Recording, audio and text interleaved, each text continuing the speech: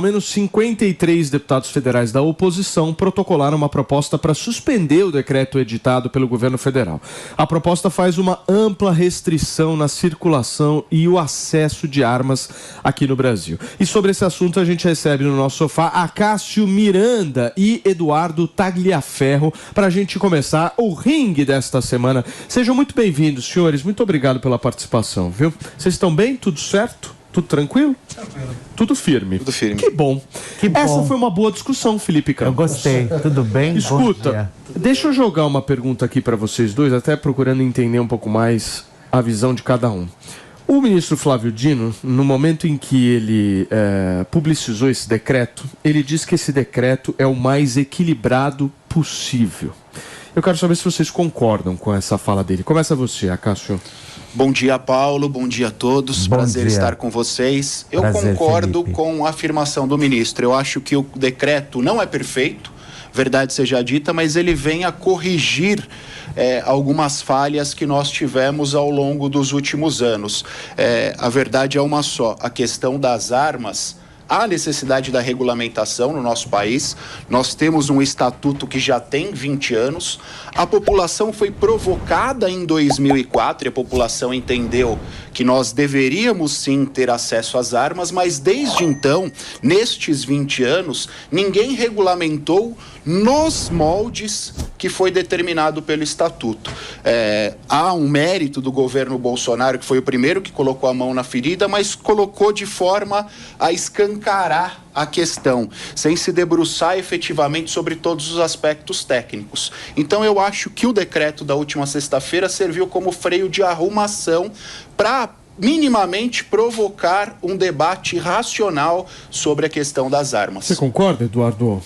Eu discordo. Por quê? Tá? Porque esse decreto ele foi feito com uma coxa de retalhos, tá? Ele é um decreto que ele limita muito o número de munições, ele limitou o número de armas para competidores, porque o CAC, na verdade, ele não é um cidadão comum, ele é um competidor, uma pessoa que está lá ou para treinar no seu final de semana, ou para poder participar de diversas competições pelo país, ou internacional. Então, o decreto ele veio, de fato, alguns pontos ele regulamentou, mas diversos ele complicou. Por exemplo, a AGT, as guias, a questão das CRAFs, a questão do próprio número de armas que o competidor pode ter ou não pode ter, entendeu? A arma para o competidor é como se fosse um instrumento de trabalho. Às vezes ele vai para uma competição que ele precisa da arma A, que é melhor, ou arma B, ou arma C, e essas limitações elas acabam trazendo prejuízo. E sem contar que o porte de trânsito, né, o porte que ele podia usar uma arma municiada na sua cintura para defender o seu arsenal, porque o porte do CAC não é um porte de defesa pessoal, e sim um porte de defesa do seu arsenal. Ele foi caçado. Entendo também que esse porte é complicado, vai dizer que vai resolver, não vai resolver, mas é melhor ter uma arma para defender seu arsenal do que não ter nada. Imagina a pessoa andando com 556, 762, 9mm, 40, saindo no clube totalmente vulnerável, entendeu? Então eu acho que tem muita coisa aí que precisa ser melhorada. Eu queria trazer junto com vocês uma discussão que eu acho que esse tema ele é 100% político, né? Sim. De um lado, a gente vê política, do outro a gente vê política, mas eu quero tentar me debruçar aqui em fatos. É verdade que armar as pessoas causa um acréscimo na violência de um país? Como é que vocês veem isso, Acácio? Paulo, a verdade é que não existe um único estudo que comprove tanto que o armar a população diminui a violência, da mesma forma que não existem estudos dizendo que armar a população aumenta a violência. Se a gente olhar, por exemplo, Suíça e Israel, que talvez sejam os grandes exemplos que a gente tenha em termos de liberação, de acesso a armas, são países que têm menos violência que o Brasil, mas têm menos violência que o Brasil por N razões que não estão vinculadas propriamente ao porte de arma. E há um segundo fator, que são dois países onde o serviço militar é obrigatório. Então você arma a população, mas você dá um treinamento mínimo para que as pessoas tenham acesso a essas armas, o que não acontece no Brasil. Hoje no Brasil você efetua 10 disparos e faz uma prova de testes e você está apto a portar uma arma como CAC, obviamente. Então não existem estudos suficientes e hoje é chutômetro o que se tem efetivamente. Edu, vou querer saber a sua opinião daqui a pouquinho, porque nesse momento de discussão aqui, turma, nós estamos falando sobre a questão do armamento, certo? Mas antes eu preciso só fazer um rápido break para vocês que nos acompanham no rádio. São 11h37, a gente já volta.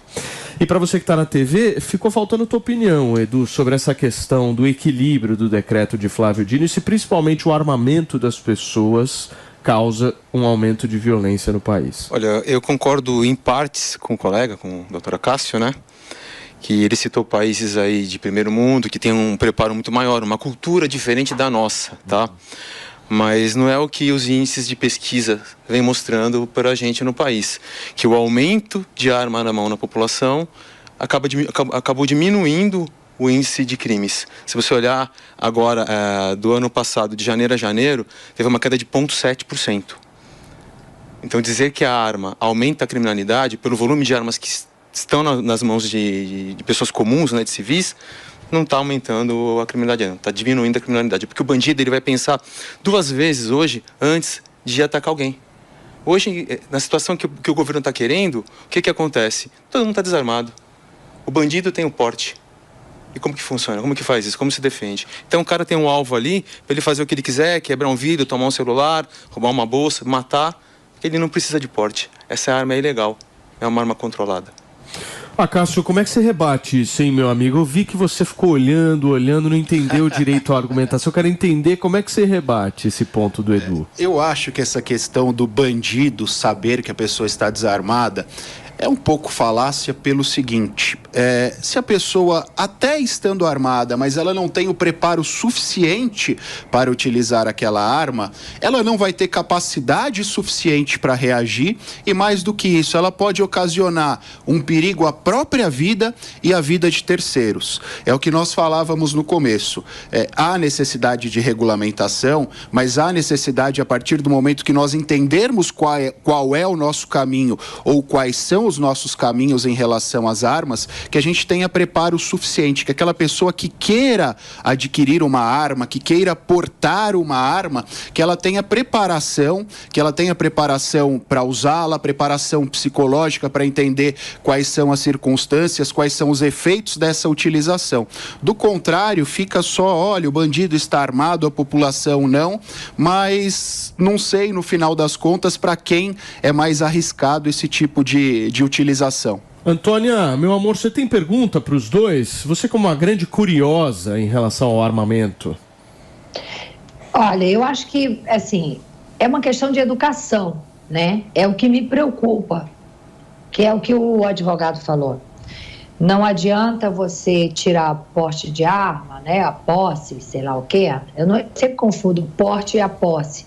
Eu acho que a posse é para ficar em casa, o porte é para ir para a rua, é o contrário. Perfeito. Porte você carrega consigo e a posse ela fica em casa.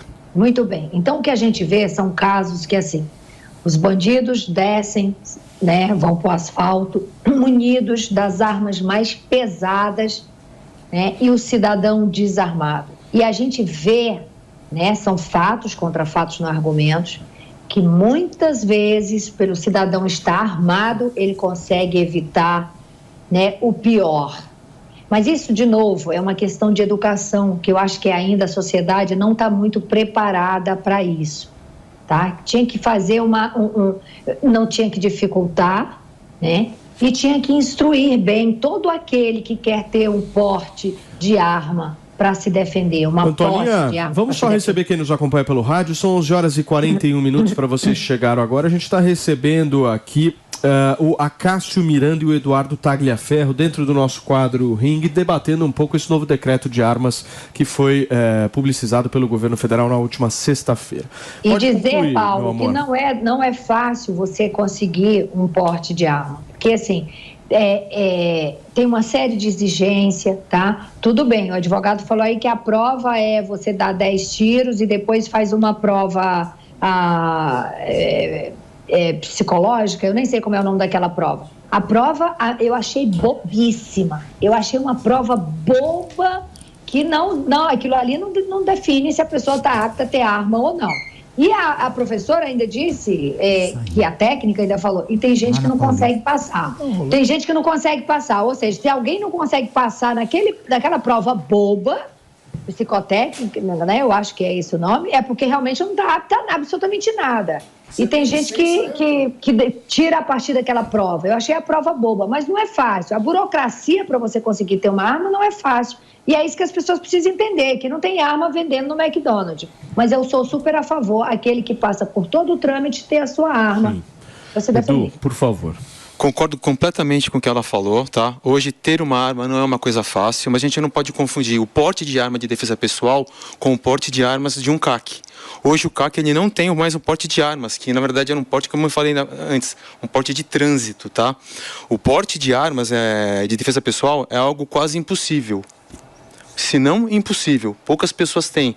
Que ele é mais para quem tem a parte institucional, ou comprova efetiva necessidade. Eu entendo que a legislação deveria, sim, não proibir, porém, complementar, colocar aí mais regras, colocar aí que a pessoa tem que ter um treinamento, passar por um curso, como um instrutor de tiro, né? Ele passa aí por 1 mês, 2 meses de treinamento, para depois ele ter certificado de treinador, instrutor de tiro, entendeu? Sim. Acredito que a mesma coisa tem que acontecer com o CAC. Passar por um curso prévio para depois ter direito a ter a sua arma, que aí não tem mais o problema. Para fechar, Cássio. Eu e o Edu concordamos parcialmente, o que é bom. Nós falávamos aqui, Paulo, no final das contas, essa questão nos últimos tempos virou muito mais uma narrativa política propriamente do que uma discussão técnica. E nós concordamos com essa necessidade de treinamento, mas qual era o problema dos CACs hoje? O Edu bem disse que quase ninguém tem porte, mas a pessoa fazia o treinamento básico de CAC e ela usava a guia de trânsito para usar a arma no dia a dia. A guia de trânsito determinava que você iria da sua casa, da sua residência, até o clube de tiro. E as pessoas emitiam essa guia para que elas andassem armadas no dia a dia. E acho que um dos grandes aspectos, um dos grandes temas regulamentados pelo decreto na sexta-feira foi isso. Já não há mais essa possibilidade tão vulgarizada. A necessidade de serem observados outros requisitos também. Muito bem, gente, nós recebemos aqui no Morning Show de hoje o advogado Acácio Miranda e o perito Eduardo Tagliaferro. Senhores, muito obrigado, viu, pela participação de ambos aqui no programa.